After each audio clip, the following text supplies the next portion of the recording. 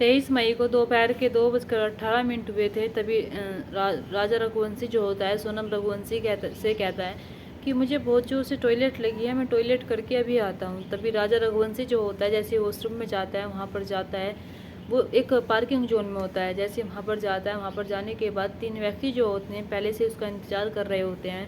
वे 3 व्यक्ति जो होते हैं एक ऐसा हथियार लेकर आए थे जो पेड़ काटने वाला होता है, और राजा रघुवंशी पर वार करते हैं। जैसे उस पर 2 वार करते हैं तो राजा रघुवंशी 2 वार में ही उसकी मौत हो जाती है। जैसे 2 बार में उसकी मौत हो जाती है, तभी ये सारे मिलकर जो होते हैं उसे एक खाई में जाकर डाल देते हैं। जैसे एक खाई में जाकर डाल देते हैं, तभी यहाँ पर एक और खुलासा होता है। पता लगता है कि सोनम रघुवंशी जो होती है वो अपने पति को मारना चाहती ही नहीं थी, वो राजा रघुवंशी को मारना नहीं चाहती थी।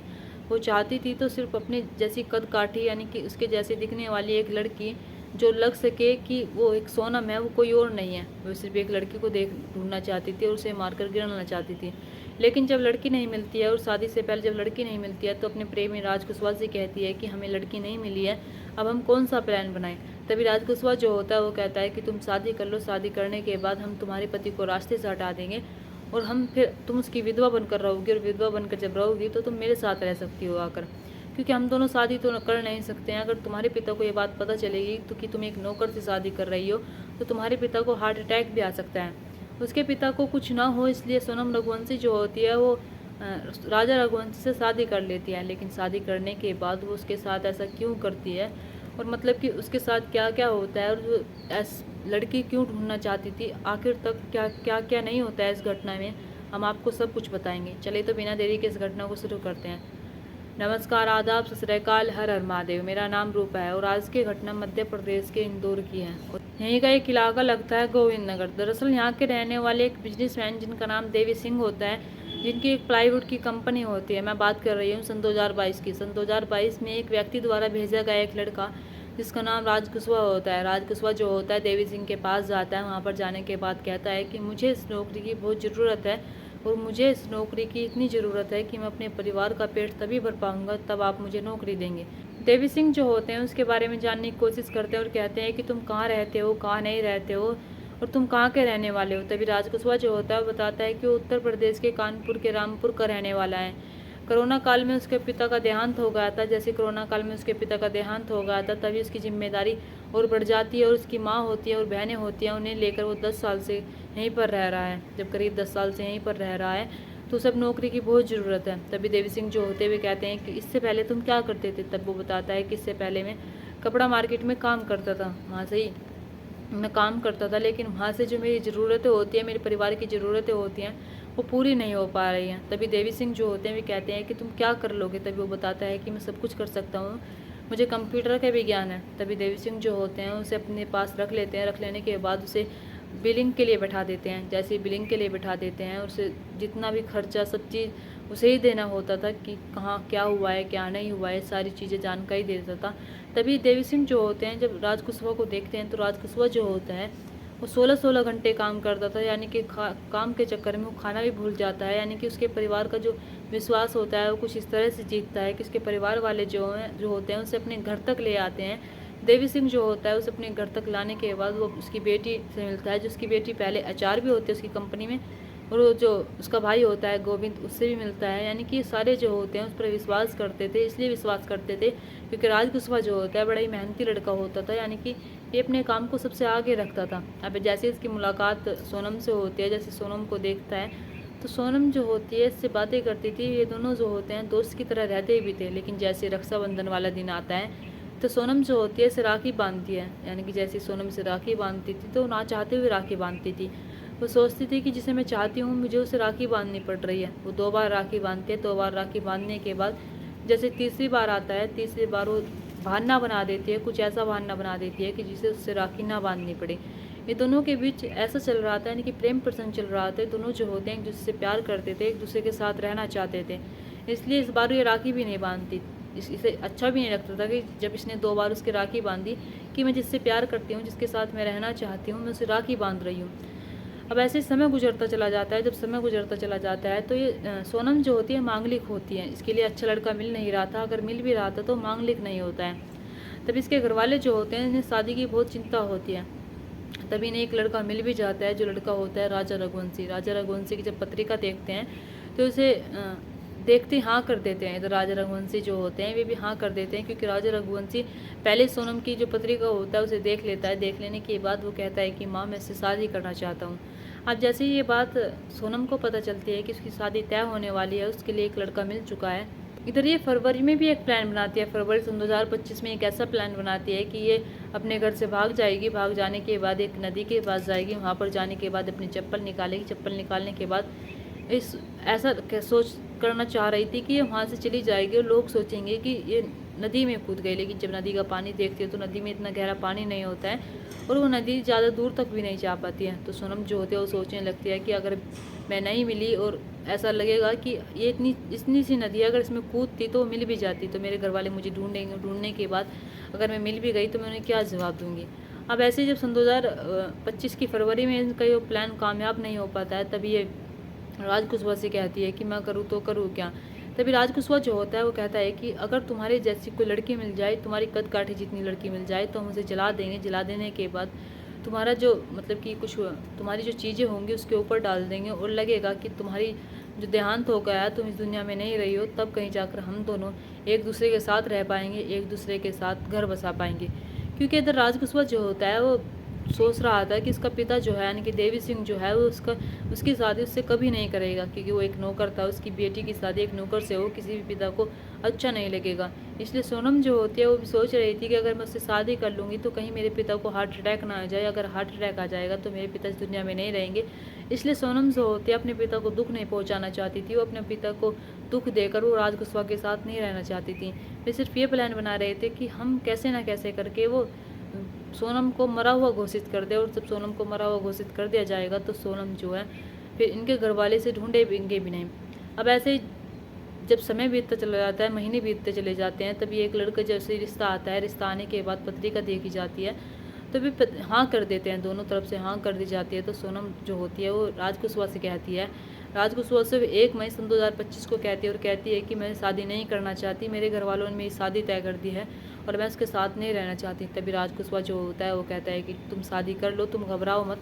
शादी करने के बाद हम इसे रास्ते से हटा देंगे। रास्ते से हटाने के बाद हम इसे ऐसे रास्ते से हटाएंगे कि किसी को पता नहीं चलेगा। तुम इसकी विधवा बन जाओगी। जब इसकी विधवा बन जाओगी तो तुम मेरे पास आकर रह सकती हो।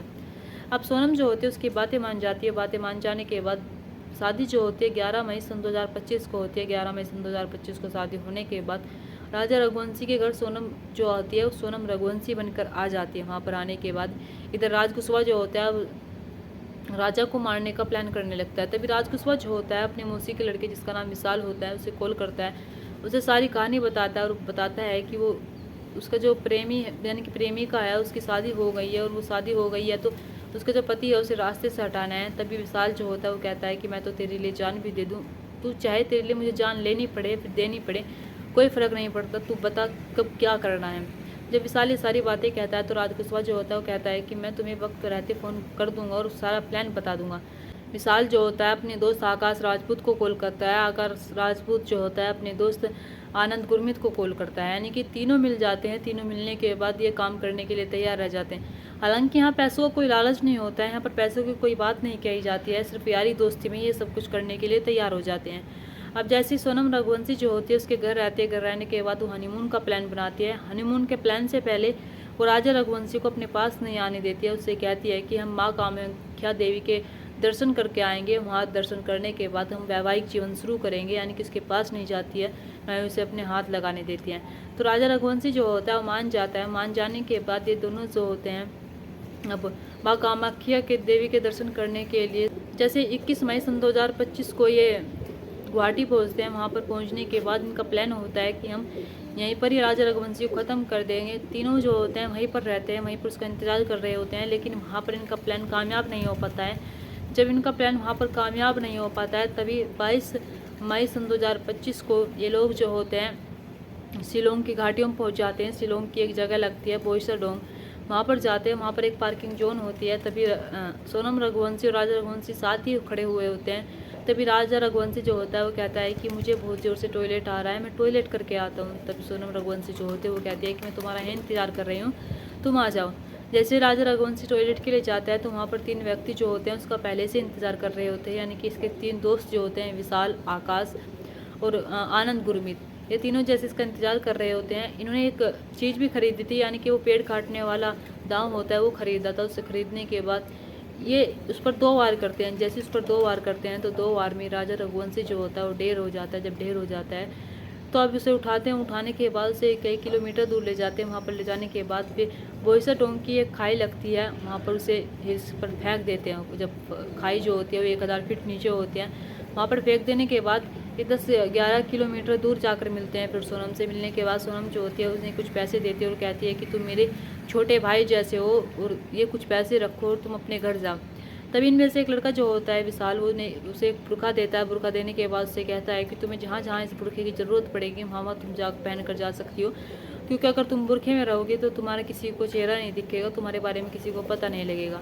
अब ऐसे ही सोनम जो होती है फिर से होटल आती है। होटल आने के बाद ये अपना ज़रूरी सामान उठाते हैं। ज़रूरी सामान उठाने के बाद ये खाना भी खाती है, यानी कि पहले तो अपनी सास से कुछ देर पहले इसने बात की थी तो कहती है कि मैं उपवास से हूँ, मैंने कुछ नहीं खाया, लेकिन होटल में आकर खाना खाती है। खाना खाने के बाद वहाँ से ज़रूरी सामान उठाती है।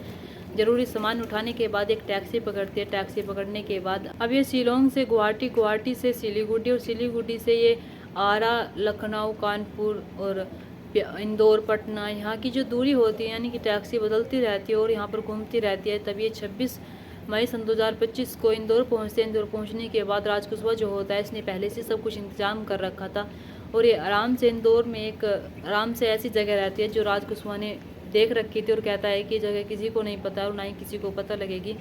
यानी कि सोनम रघुवंशी जो होती है आराम से रह रही थी, वो सारी चीज़ें देख रही थी कि न्यूज़ में क्या चल रहा है, क्या नहीं चल रहा है, क्या अपडेट आ रही है, क्या नहीं आ रही है। तब जैसे ही दिन बीतते चले जाते हैं, दिन बीत जाने के बाद 2 जून सन 2025 को राजा रघुवंशी का शव मिलता है। जैसे शव मिलता है तो उसका जो भाई होता है, यानी कि सोनम रघुवंशी का, वो अपनी बहन के लिए बयान देता है और कहता है कि उसके पति को मार दे और मेरी बहन को बांग्लादेशी उठा कर लेकर रहे हैं। तो केस जो होता है और पेचीदा हो जाता है। जैसे पेचीदा होता है तो इधर जो सोनम रघुवंशी होते हैं वो डर जाती है, सोचने लगती है कि मैं 600 किलोमीटर दूर जो सिलीगुड़ी है वहाँ पर जाऊँगी, वहाँ पर जाने के बाद एक कहानी सुनाऊँगी। लेकिन सोनम जो होती है वो सिलीगुड़ी जा ही नहीं पाती है। वो जब जा ही नहीं पाती है तभी राजकुशवा का जो एक दोस्त होता है ललितपुर में, पुलिस वाले जो होते हैं वे सिविल ड्रेस में जाते हैं। वहाँ पर जाकर देखते हैं, जब सारी चीज़ देखते हैं तो उधर विशाल को लग जाता है कि वो आज पकड़ा जाएगा। वो आसपास और पुलिस वालों को देखता है तो राजकुशवा को मैसेज करता है और कहता है कि भाई मुझे ऐसा लग रहा है कि मैं आज पकड़ा जाऊँगा और मुझे पुलिस वाले उठा कर ले जाएंगे। जैसे वो राजकुशवा को मैसेज करता है तो ऐसा ही होता है, उसे गिरफ्तार कर लिया जाता है। यानी कि पुलिस वाले जो होते हैं थोड़ी थोड़ी गुत्थी सुलझाते जाते हैं, इसके दोस्तों गिरफ्तार करते हैं। इससे पहले जो ये पुलिस वाले होते हैं वे अल्बर्ट से मिलते हैं। अल्बर्ट जो गाइड होता है, जो घुमाने वाला होता है, उससे मिलने के बाद वे होटल जाते हैं। होटल में से जाने के बाद उन्हें एक चीज़ और मिलता है मंगलसूत्र। और सोचते हैं कि एक नवविवाहिता औरत जिसके भी नई नई शादी हुई हो वो कैसे मंगलसूत्र भूल सकती है। यानी कि अपनी सारी ज़रूरी चीज़ें ले जाती है वहाँ से, लेकिन अपना सिर्फ मंगलसूत्र भूल जाते हैं। तो पुलिस वालों को पहले दिन से ही शक जो होता है सोनम रघुवंशी पे होता है, लेकिन पुलिस वालों के लिए कोई सबूत नहीं होता है पास, तो वे कुछ कह नहीं पाते हैं। इधर जैसे ही अब सोनम जो होते घबरा जाती है। घबरा जाने के बाद सोनम जो होते हैं बनारस जाते हैं। बनारस जाने के बाद उत्तर प्रदेश का एक ज़िला लगता है गाजीपुर, वहीं पर एक हाईवे पर चाय का स्टॉल होता है। वहाँ पर जाने के बाद ये जो वहाँ का मालिक होता है, वहाँ के मालिक को एक ऐसी कहानी सुनाती है जिस कहानी पर सुनकर उन्हें यकीन आ जाता है। वे उन्हें अपना फ़ोन देते हैं। फ़ोन देने के बाद ये इधर सोनम जो रघुवंशी जो होती है 8 और 9 जून की रात को अपने भाई को कॉल करती है, उससे भी कहानी सुनाती है। लेकिन भाई जो होता है जैसे राजकुशवा का नाम सुनता है तो वो समझ जाता है कि उसकी बहन झूठ बोल रही है। तभी वो पुलिस वालों को फ़ोन करता है। पुलिस वाले जो होते हैं मौके पर पहुँचते हैं। मौके पर पहुँचने के बाद जो सोनम रघुवंशी होते हैं उसे उठाते हैं। अब उठाने के बाद जैसे इससे पूछताछ की जाती है तो पूछताछ में सारी चीज़ें बताती है। सारी चीज़ें इसलिए बताती है कि वो कि उसने कैसे कैसे राजा रघुवंशी को मारा है। और राजा रघुवंशी को नहीं मारना चाहती थी, वो मारना चाहती थी तो सिर्फ अपनी जैसी लड़की को मारना चाहती थी। अगर उसकी जैसी लड़की मिल जाती तो उसे मार कर जला कर वो अपने आप को मरा हुआ घोषित कर सकती थी। अब सोनम रघुवंशी, राजकुशवा, उसका दोस्त जो है विशाल, उसके जो दोस्त हैं और आनंद गुरमीत और आकाश राजपूत, इन सबको गिरफ्तार कर लिया गया है। इनको कस्टडी में रखा गया है और इन्हें जेल भेज दिया गया है। वाकई में इनके लिए जितनी भी सजा है वो बहुत ही कम है। इन्हें जैसी ऐसी सज़ा मिलनी चाहिए कि ऐसी सज़ा मिलनी चाहिए जिससे कि कोई भी लड़की फिर ऐसा ना करे, कोई भी प्रेमी अपनी प्रेमिका के साथ मिलकर उसके पति को रास्ते से ना हटाएं। दोस्तों यहाँ पर ये राजा रघुवंशी और सोनम रघुवंशी का जो केस होता है, वाकई में सोनम रघुवंशी जो होती है उसने राजा रघुवंशी के साथ बहुत गलत किया। इधर राज कुशवाहा जो होता है, पहले कहते हैं कि उसे बहन बहन कहता था, दीदी कहता था, राखी बंधवाता था, लेकिन ऐसे ऐसे थोड़े थोड़े करके जब खुलासे होते गए तो वाकई में जो खुलासे होते गए वे बहुत ही हैरान कर देने वाले थे, बहुत ही मुश्किल में डालने वाले थे। यहाँ पर एक लड़के की जान चली गई थी, एक लड़के को मार दिया था। अगर सोनम रघुवंशी चाहती तो उसे तलाक ले सकती थी, यानी कि उसे छोड़कर भी जा सकती थी। उसे उसकी जान लेने की ज़रूरत थी तो थी क्या। दोस्तों, इस कहानी और घटना को सुनाने का मकसद मेरा आपका दिल दुखाना नहीं था, आपको परेशान करना नहीं था, आपको घटना के बारे में बताना था, आपको सचेत करना था। आपको अपने परिवार के साथ खुश रहिए। नमस्कार।